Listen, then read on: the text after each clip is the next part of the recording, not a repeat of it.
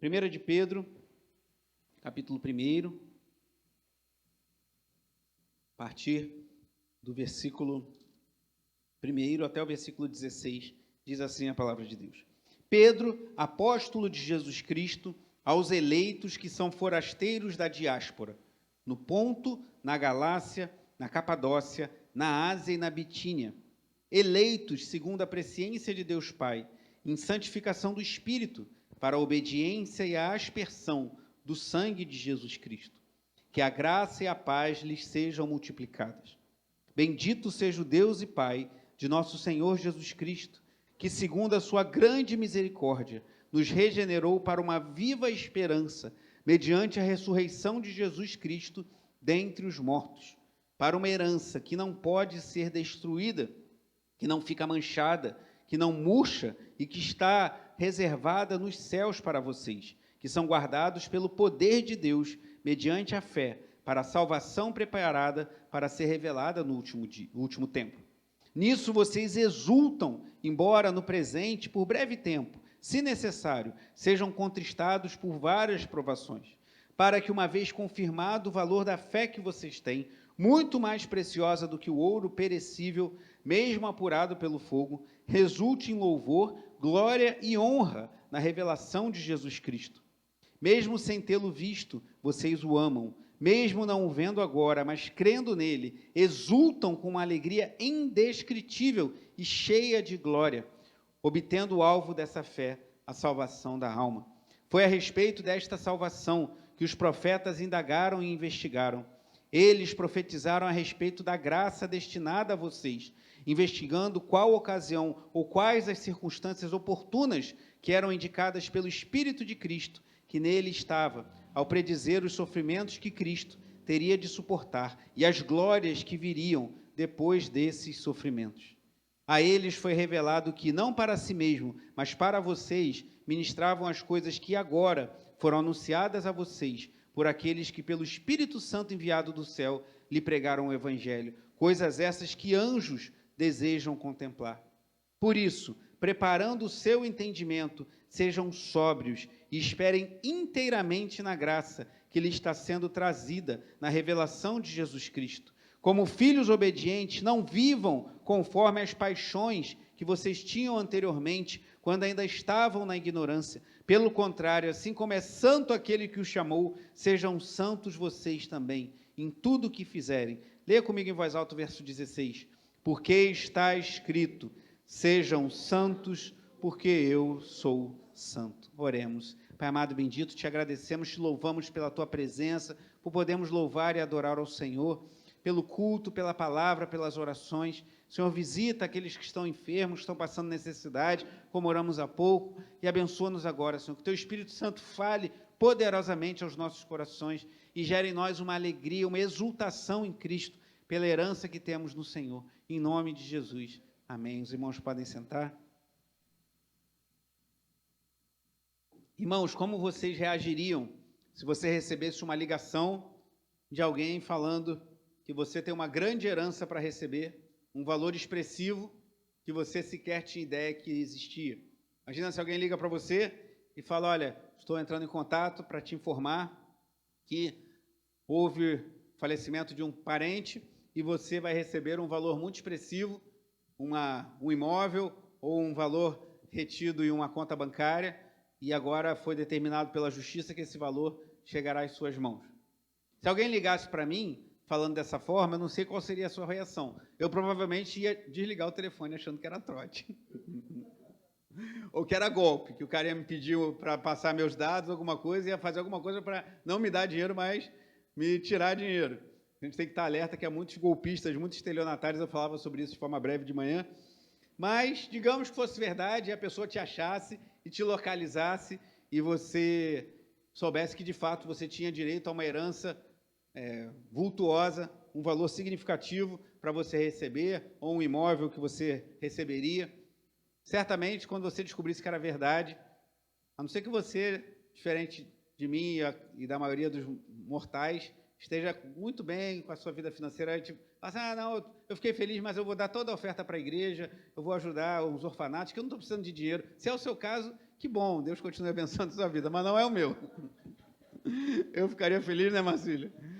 Ia poder pagar umas dívidas, realizar alguns sonhos. Mas por que eu estou falando isso, irmãos? Porque nós temos uma herança que é maior do que qualquer herança dessa vida. Nós temos uma herança que não tem risco de perda.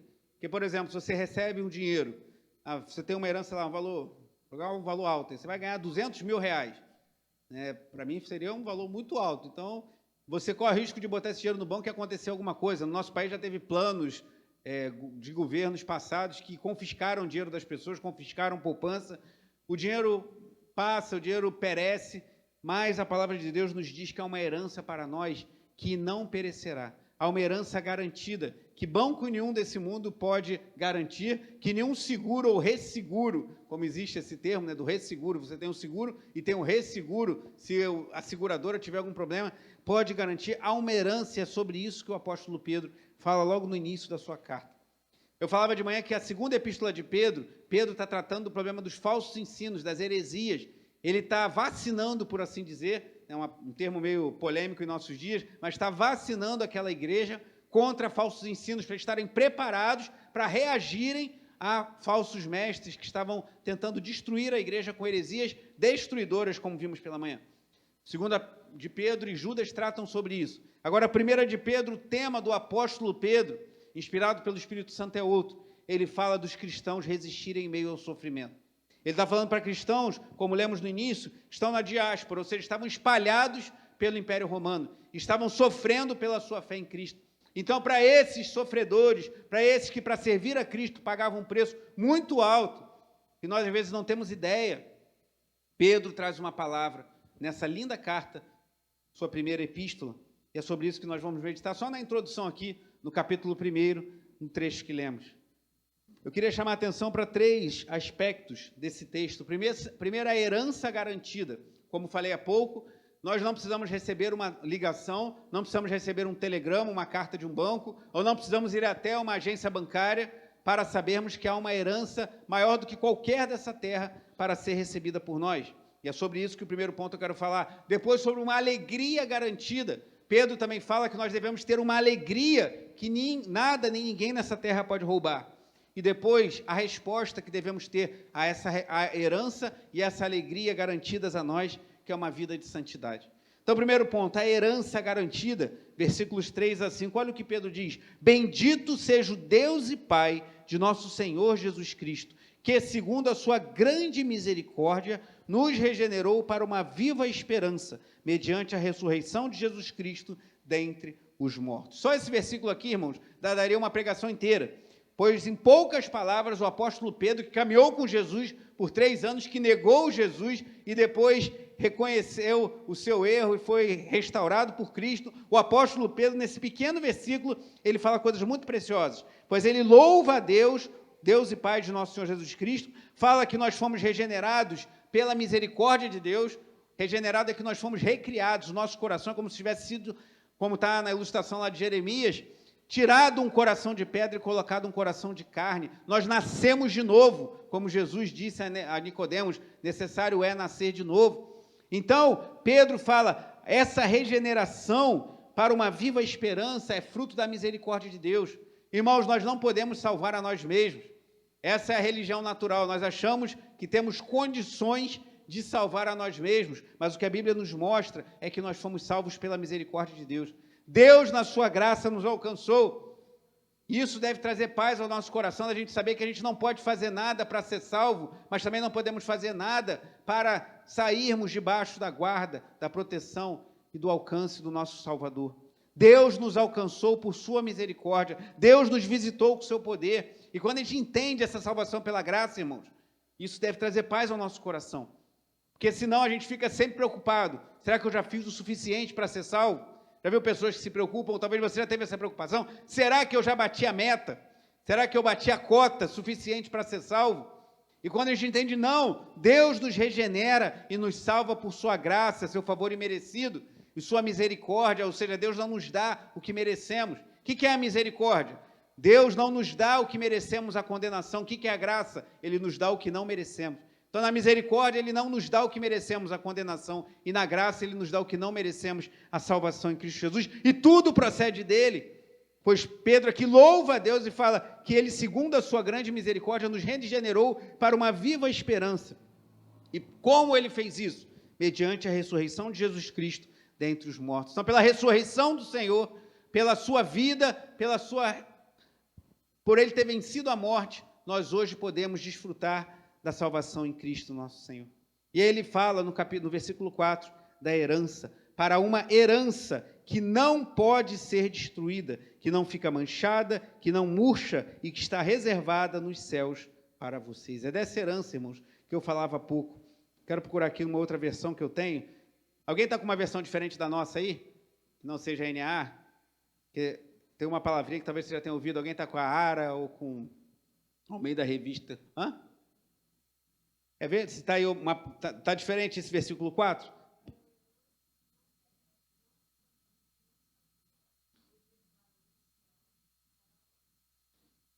É parecido com a versão que temos, mas já um pouquinho diferente. Mas eu queria lembrar de uma versão que talvez você já tenha lido. Eu tinha essas palavras na minha mente, já ter lido no passado.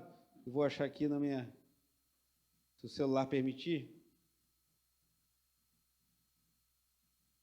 Eu vou achar aqui, ó. Ara, esse é aqui. Vida revista atualizada. Deu erro. Vou ensinar aqui. Uma palavrinha que talvez você já tenha ouvido e você não tenha entendido o significado. Bom, incorruptível, imarcessível. Alguém está com isso aí escrito na sua Bíblia? Imarcessível? O que é imarcessível? É algo que não murcha, algo que não perece. Incorruptível é uma coisa que nada corrói. As riquezas desse mundo vão corromper, irmão. Se você tem uma casa muito boa, muito bem cuidada, e se você tem uma casa, deve cuidar bem dela, se você deixar de cuidar, às vezes você tem visto, tem crescido o número de imóveis à venda aqui no Anil, na freguesia, e às vezes você passa diante de uma casa muito grande, muito bonita, cheia de mato alto, cheia de corrosões, às vezes cai aos pedaços. Ali na rua Ituverava, outro dia, tinha uma casa que tinha em cima da varanda, uma coberturazinha assim, que caiu e começou a pegar fogo, um negócio louco. Aí eu vi os bombeiros lá, abandonado. Quando você vê alguma coisa que tem valor, mal cuidada, ela fica abandonada. Mas essa herança que Pedro fala aqui, ela, na nossa versão, diz que ela não pode ser destruída, ou seja, é incorruptível, não fica manchada e está reservada nos céus para você, e não murcha. Ela não pode ser destruída, não fica manchada e não murcha. É uma herança perene, é uma herança que nada nem ninguém pode tirar, irmão. Então, por maior, como eu falava no início, nessa introdução, por mais valioso que seja uma herança que você pode receber de um parente que se foi, ou um bem que tem guardado que você não sabia, por mais que isso te traga alegria, há para todos nós que cremos em Jesus Cristo uma herança muito maior, porque é uma herança que não pode ser destruída, não pode ser manchada e não murcha, ou seja, não desvanece, não passa como as coisas dessa vida. É sobre isso que ele está falando. E ele ainda fala assim no versículo 5, vocês que são guardados pelo poder de Deus, mediante a fé, para a salvação preparada para ser revelada no último dia. Então, o que Pedro está nos falando? Deus nos salva por sua misericórdia, nos regenera, mediante a ressurreição de Jesus Cristo. Deus faz isso, nos dá uma herança que nada dessa vida pode roubar, nada dessa vida pode levar, nada pode corromper, não pode ser manchada, não pode ser tirada, está guardada, reservada, garantida no céu. E no fim diz que quem vai nos guardar é o próprio Senhor pelo seu poder, são guardados pelo poder de Deus, mediante a fé, para a salvação preparada para ser revelada no último dia. Irmãos, isso é muito glorioso. No dia a dia, no corre-corre, nas tristezas, como oramos por situações aqui de irmãos que nos preocupam, na correria, nas dores e angústias do dia a dia, às vezes a gente perde de vista que há uma herança incorruptível, que não pode ser manchada, que está garantida, irmão. Qualquer bem dessa terra, pode surgir um governo maluco, pode ter uma invasão, alguma coisa que você possa perder seus bens. Eu lembro de um tempo atrás que eu conversei com uma família que nessas invasões de comunidades por briga de facções, a pessoa perdeu sua casa, tinha construído a casa com o seu trabalho e tudo, e teve que sair correndo e deixar a casa para lá, porque mandaram sair. Então, tudo que a gente tem nessa vida pode perecer, mas a herança que temos em Cristo Jesus, garantida por Deus, porque fomos regenerados pela sua misericórdia, somos mantidos pela fé, pelo seu poder mediante a fé, essa aí não passa, irmãos. E qual deve ser a nossa reação diante disso? Qual deve ser a reação de alguém que entende isso? Há uma herança, algo maior do que qualquer coisa dessa vida, e já está garantido para mim, e foi me dado pela graça, pela misericórdia de Deus, e ninguém pode botar a mão, porque é Deus que garante. O resultado tem que ser o segundo ponto do que estamos vendo aqui, uma alegria garantida, uma alegria que transcende as coisas dessa vida, e é o que Pedro fala, a partir aqui do versículo 6, olha o que ele diz aqui, leia comigo o versículo 6 em voz alta, nisso vocês exultam, embora no presente, por breve tempo, se necessário, sejam contristados por várias provações. Leia novamente em voz mais alta. Nisso vocês exultam, embora no presente, por breve tempo, se necessário, sejam contristados por várias provações. Então, irmãos, a gente entender que Deus nos salvou pela sua misericórdia, pela sua graça, que nós fomos alcançados pelo Senhor e temos uma herança que nada pode tirar. E o que nos garante isso é o poder de Deus, não a nossa força. Nós temos que exultar. Exultar é uma alegria muito forte. Sabe quando você recebe uma notícia muito boa, você tem uma coisa que você tem uma alegria muito grande? Exultação é isso, não é só se alegre, fique feliz. É uma alegria que nada pode roubar, é uma alegria gloriosa. Você exulta nisso. Mas ele diz, mesmo que no presente, por breve tempo, se necessário, sejam contristados por várias provações. Curioso que alguns hoje dizem que o crente verdadeiro não passa por provações, mas foi o próprio Cristo que nos disse, no mundo tereis aflições, mas tende bom ânimo, eu venci o mundo. Então passamos por aflições, passamos por angústias, passamos por dificuldades, e aqui Pedro fala, mesmo tendo sido alcançados pela misericórdia de Deus, pela graça de Deus, mediante a ressurreição de Cristo, para uma herança que nada pode tirar, ainda assim exultamos, mas passamos por provações. Só que o nosso coração precisa estar diferente. Não que a gente precise procurar problema. Tem gente que acha, então eu tenho que procurar problema. Eu tenho que ficar feliz se aparecer um problema para mim. Não, temos nossas provações, nossas dificuldades, e por vezes choramos, lamentamos, mas há uma alegria que transcende isso, irmão. Há uma alegria que atravessa as dificuldades que se apresentam diante de nós. E outros autores da Bíblia falam sobre isso também. Vamos ver alguns exemplos aqui no livro de Atos. Volte lá em Atos capítulo 5. Exemplos dessa alegria que o apóstolo Pedro fala aqui. Atos 5, uma passagem com o próprio Pedro. Se você se questiona, será que Pedro vivia isso que ele escreveu?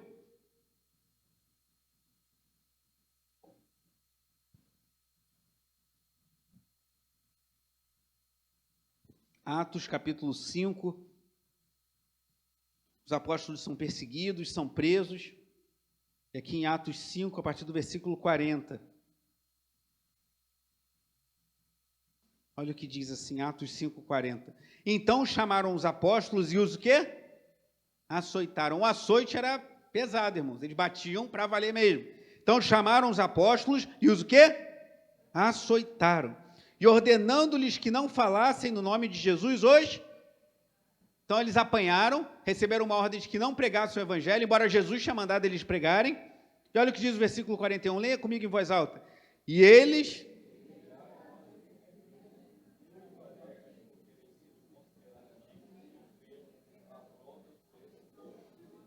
Olha o contraste. Eles foram açoitados, ou seja, apanharam para valer. Eles foram proibidos de falar do nome de Jesus. E no versículo 41 diz que eles saíram muito alegres. É uma exultação, muito alegres, por terem sido considerados dignos de sofrer afrontas por esse nome. E todos os dias do templo e de casa em casa não cessavam de ensinar e de pregar que Jesus é o Cristo. Aqui é um exemplo claro de desobediência civil. O que é isso? A autoridade ordenou, no caso o Sinédrio, proibiu eles de fazerem uma coisa que Jesus tinha mandado. Então, eles desobedeceram à autoridade que precisavam obedecer a Jesus. Muitas pessoas, às vezes, usam disso como expediente para serem rebeldes. Mas aqui era uma coisa clara, não pregar o evangelho, Jesus tinha dito claramente que pregassem, e eles se alegraram. Irmão, você consegue imaginar isso?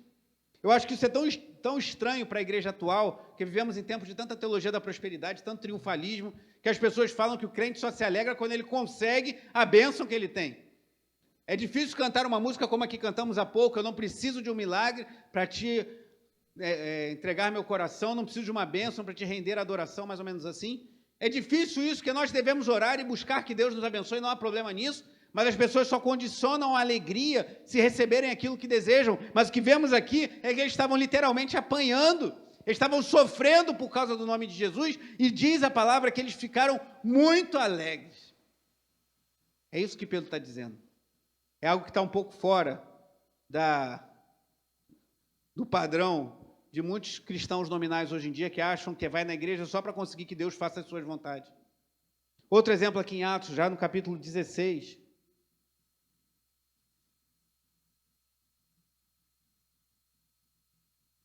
Agora não envolvendo Pedro, mas Paulo, um texto muito conhecido, Atos 16, a partir do versículo 19.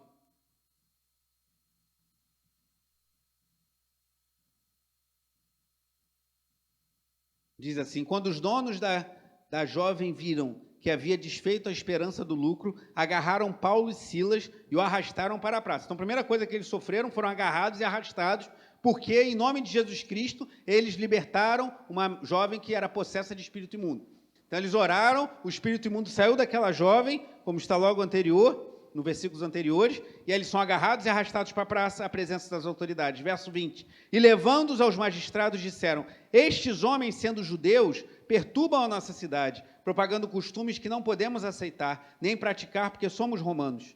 Então a multidão se levantou unida contra eles, e os magistrados, rasgando-lhe as roupas, mandaram açoitá-los com varas.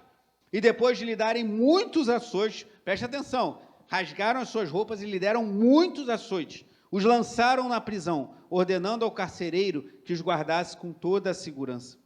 Este, recebendo tal ordem, levou-os para o cárcere interior e prendeu os pés deles no tronco. Irmão, olhe para mim. Imagina isso. Eles foram para um lugar de oração. Uma jovem falava que eles eram servos do Deus Altíssimo, mas eles tiveram discernimento no espírito que aquilo era um demônio.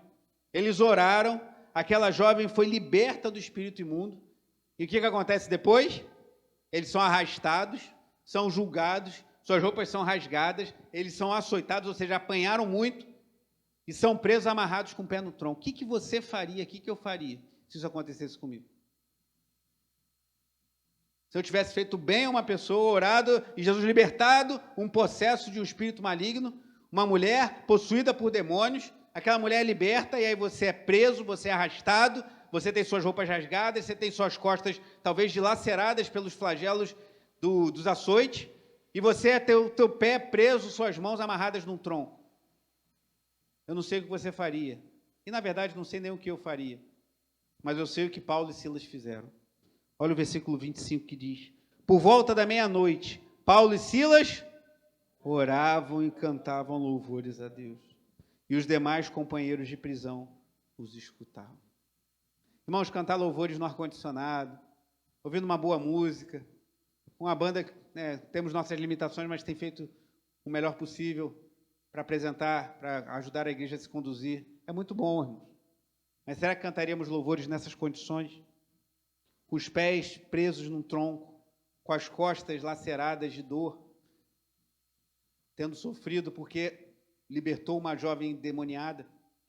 Mas eles cantaram louvores, eles oravam a Deus. E o versículo 26 diz: de repente, sobreveio tamanho terremoto que sacudiu os alicerces da prisão. Todas as portas se abriram e as correntes de todos os presos se soltaram. Que experiência tremenda que Paulo e Silas viveram. Mas não foi fácil. Quando eles estavam apanhando, quando eles estavam arrastados, quando eles estavam sendo injustiçados, quando eles estavam com seus pés presos ao tronco, foi muito difícil. Mas eles cantaram louvores a Deus, eles oraram ao Senhor, que eles entenderam aquilo que Pedro falou lá na frente, no texto que estou expondo essa noite, que há uma herança maior, irmãos, do que qualquer coisa nessa vida. Uma herança incorruptível, uma herança que não pode ser manchada, uma herança que não pode ser roubada.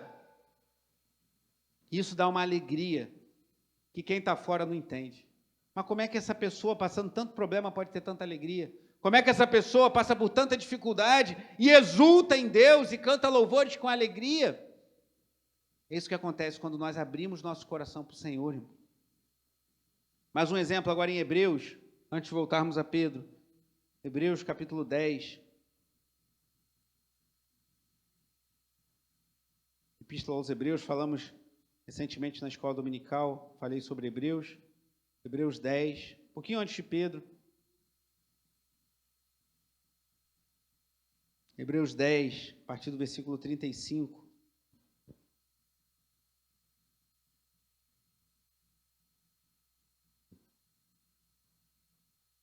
Perdão, 11. Eu escrevi 10, mas está errado, é 11. Hebreus 11, 35. A conhecida galeria dos heróis da fé. Mas muita gente só para na parte dos heróis que tiveram um final feliz. Mas o final do capítulo fala de outras pessoas. Também são heróis da fé.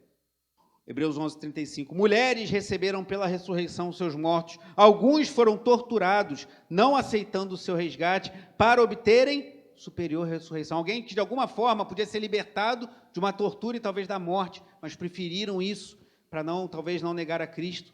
Verso 36, outros, por sua vez, passaram pela prova de zombarias e açoites, sim, até de algemas e prisões. Foram apedrejados, cerrados ao meio, mortos ao fio da espada, andaram como peregrinos, vestidos de peles de ovelhas e de cabras, passaram por necessidade, foram afligidos e maltratados. Mas olha o que o versículo 38 fala dessas pessoas.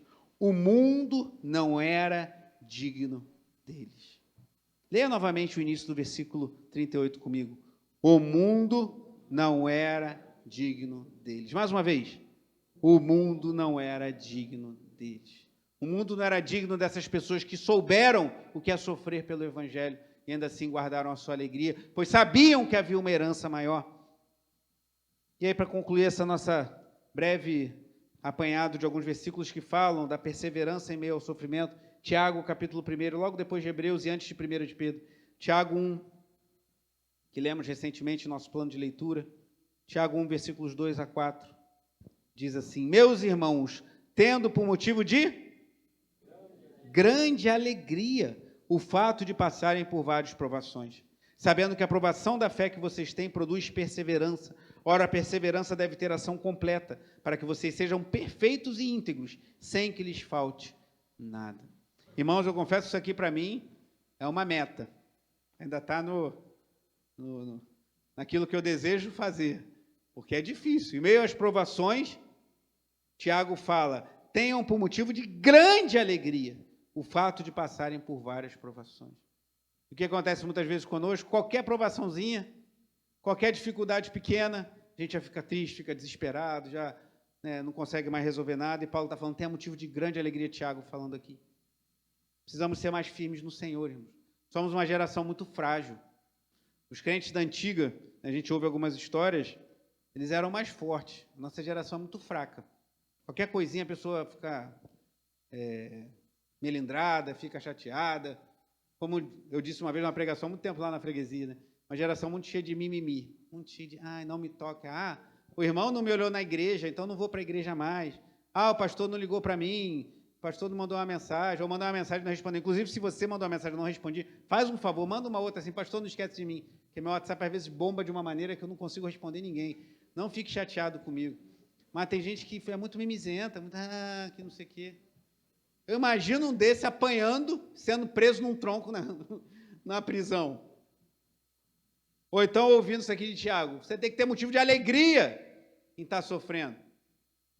E aqui era sofrimento de verdade, não era sofrimento fake, não. Voltando lá para Pedro. Então, irmãos, a gente tem uma herança que já nos foi garantida.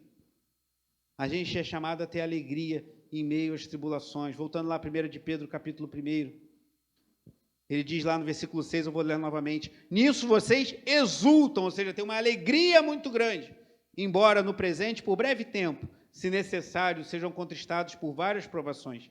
Para que uma vez confirmado o valor da fé que vocês têm, muito mais preciosa do que o ouro perecível, mesmo apurado pelo fogo, resulte em louvor, glória e honra na revelação de Jesus Cristo. O que Pedro está falando aqui? A nossa fé, irmãos, tem mais valor do que o que tem mais valor nessa vida. O ouro tinha muito valor nos dias de Pedro, nos dias de Paulo, nos dias de Cristo, e ainda hoje tem muito valor.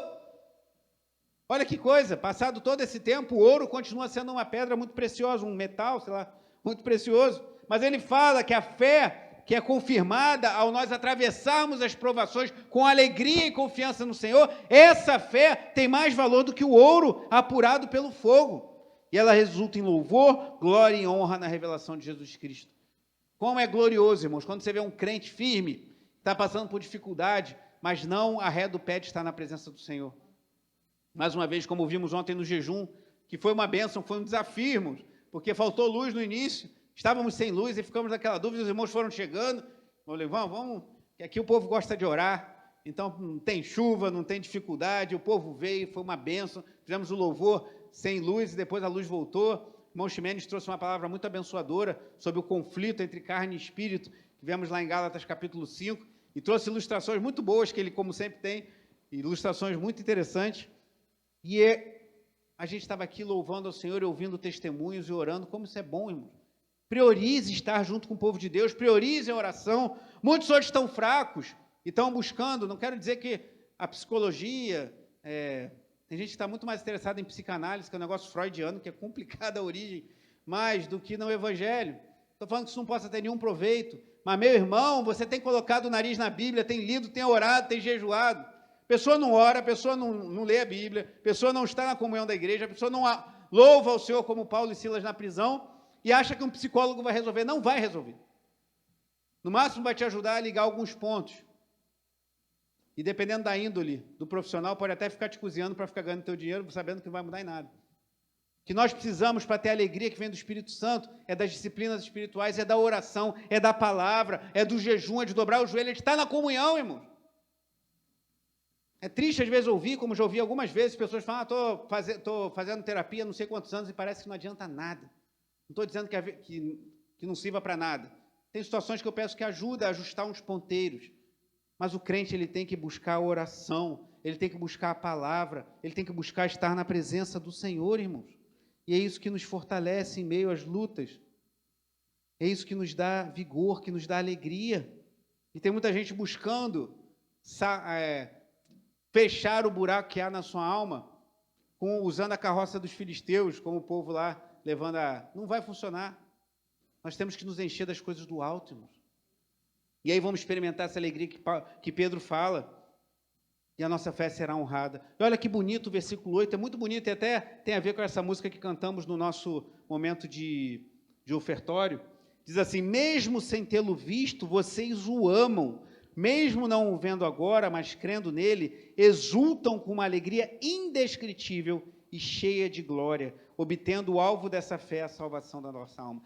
É curioso que Pedro, por exemplo, aqui no versículo 1, ele diz assim, Deus e Pai de nosso Jesus Cristo, que nos regenerou para uma vida, para uma herança que não pode ser destruída, que está reservada nos céus, ele começa a falar para vocês, aí quando chega aqui no versículo 8, ele fala, mesmo sem tê-lo visto, vocês o amam, porque Pedro viu Jesus.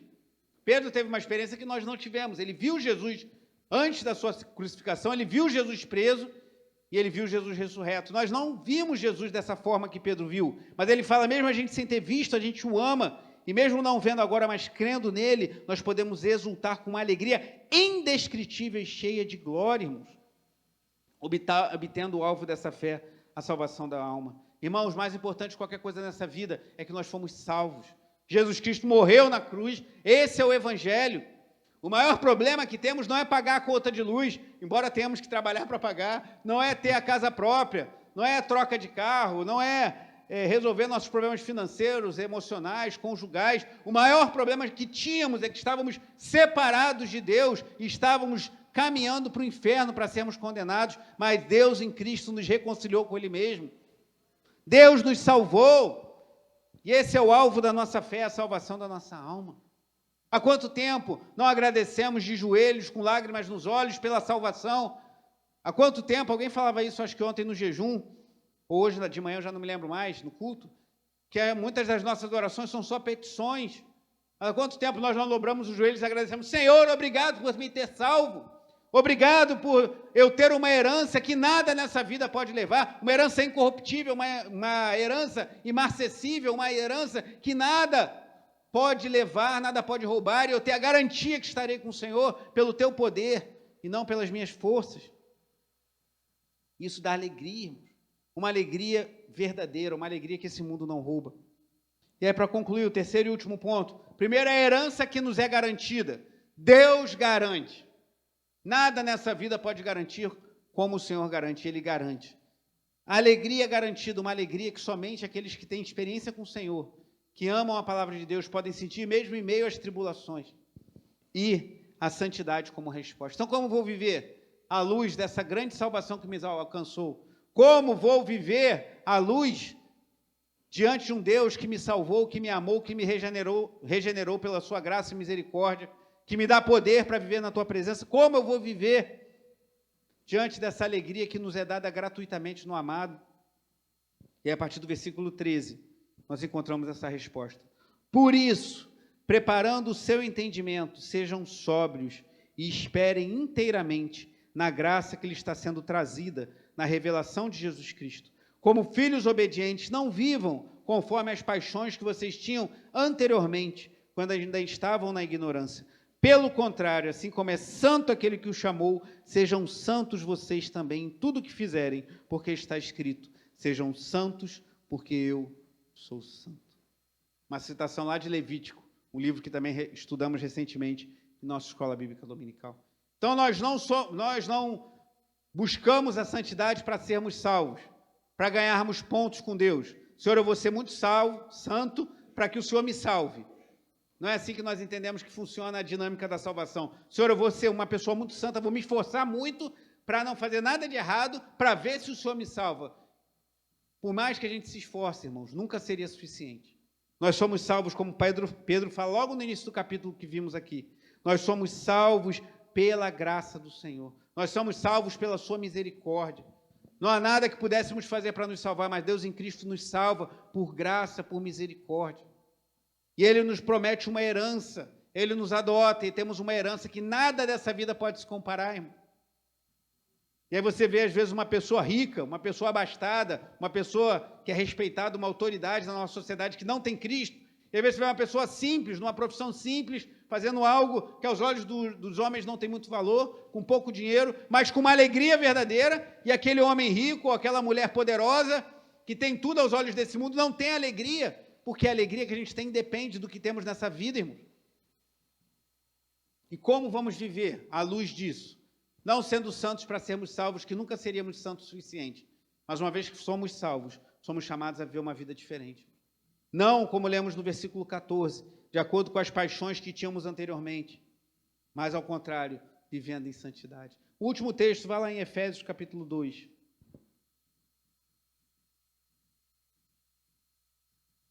Efésios 2, versículo 8.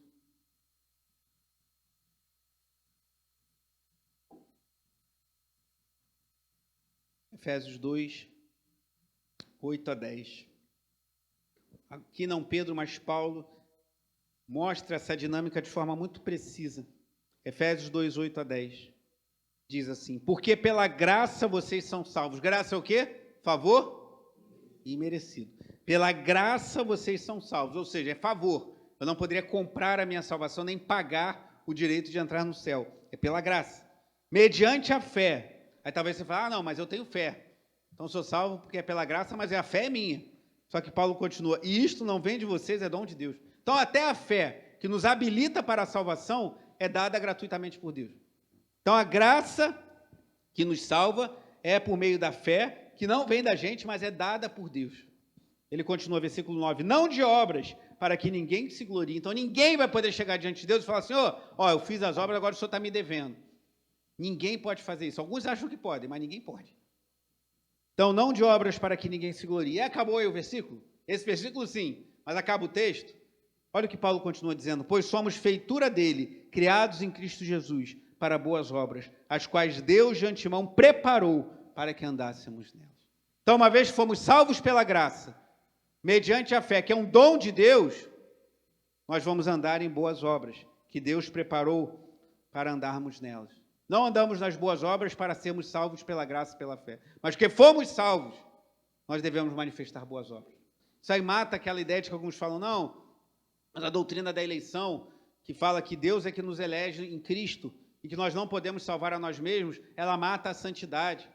porque a pessoa tem que ter medo de perder a salvação para ser santa. Não, irmãos. Se nós fomos realmente regenerados, nós realmente fomos alcançados por Cristo Jesus, o Espírito Santo vai trabalhar em nós e nos sustentar para um dia alcançarmos essa herança. Mas isso não quer dizer que não teremos que ter esforço. Precisamos nos esforçar, precisamos nos dedicar, irmãos. Alguém disse que a graça é o oposto do mérito, mas não do esforço. A graça nos ensina que nós não temos mérito nenhum diante de Deus, mas não anula o nosso esforço. Tem hora que você vai ter que acordar na madrugada, como dizia o Carlinhos na oração, e vai estar com sono, e vai estar cansado, mas vai lá buscar a presença do Senhor. Tem hora que você não vai estar com vontade de ler a Bíblia, mas você vai, eu vou ler porque eu preciso me fortalecer no Senhor. Tem hora que você vai estar cansado, vai querer ficar em casa, mas eu vou para a igreja que eu preciso estar na comunhão. Eu preciso orar, eu preciso jejuar. Se você nunca fez um jejum, eu recomendo que você faça. Mas já te advirto que normalmente quando você começa um propósito de jejum, as coisas não ficam mais fáceis, mas ficam mais difíceis. Não é isso, irmã André? Ela está fazendo assim? Às vezes você começa a jejuar naquela, agora que eu estou jejuando, agora que eu entrei no propósito de jejum, maravilha. Agora, né, Otilé? Agora é tudo mole, agora vai tudo fluir. E aí aparece um problemão na tua frente assim, meu Deus, mas agora que eu estou jejuando. Isso acontece, irmãos, mas é para você desistir, para você ficar pelo caminho, mas persevera. Jejue, declare ao mundo que você tem mais, não que você vai declarar que você está jejuando, entenda, mas em termos espirituais, você está fazendo uma declaração diante do mundo espiritual de que você tem mais fome de Deus do que das coisas dessa terra. Você precisa mais da intervenção do Senhor na sua vida do que do pão cotidiano, que é algo lícito. Deus não nos impede de comer o pão. Mas você está se afastando para se dedicar em jejum e oração. O jejum, como eu falei muitas vezes quando preguei sobre jejum aqui, tem que ser acompanhado de oração e de propósito, não é dieta.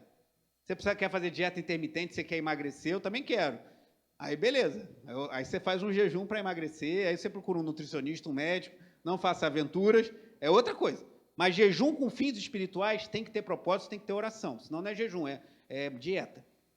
Então, dedique-se em jejum, dedique-se em oração, avance, dobre-se aos pés do Senhor, e talvez as coisas não melhorem, mas piorem. Ou pelo menos no primeiro momento você sinta aquela pressão para você desistir, mas avance. Se precisar de ajuda, procure a mim, procure algum irmão, alguma irmã mais madura na fé, que já tem essa experiência de caminhar, como diz, acho que a irmã ali, ela fala, nas veredas da oração. Caminhe, avance. Eu posso te dizer que talvez as coisas fiquem mais difíceis no primeiro momento, mas talvez você experimente dessa alegria, dessa exultação que talvez você nunca tenha experimentado na sua vida. Talvez isso tudo que eu falei para você agora soe muito teórico. Ah, tá bom, tá falando que a gente tem uma herança, tá bom, falando que a gente tem alegria, mas você já viveu isso? Já teve essa certeza? Como eu vi de uma pessoa recentemente falando de um ente querido, que falou, eu pedi perdão a Deus porque eu queria estar no lugar dessa pessoa que partiu, que ele está melhor do que eu. Mas por que essa pessoa fala isso? Porque essa pessoa tem certeza da salvação.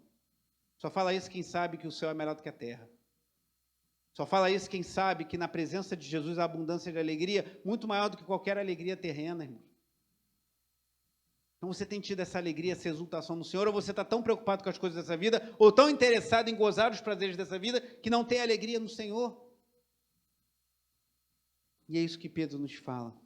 Uma herança garantida, uma alegria garantida. E como vivermos à luz disso? Uma vida santa. Como dizia no início, como você reagiria se soubesse que é uma grande herança esperando por você? Talvez você ficasse muito feliz.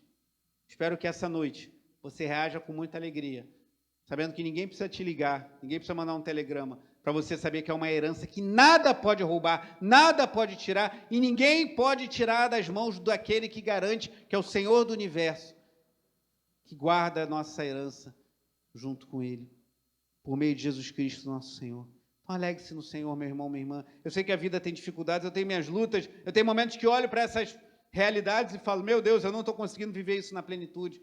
E aí precisamos descer diante de Deus em oração e pedir, Senhor, renova a alegria do Espírito Santo, renova, tira de mim o olhar para o próximo e falar, por que ele tem eu não tenho, por que ela tem isso eu não tenho, por que ela pode eu não posso.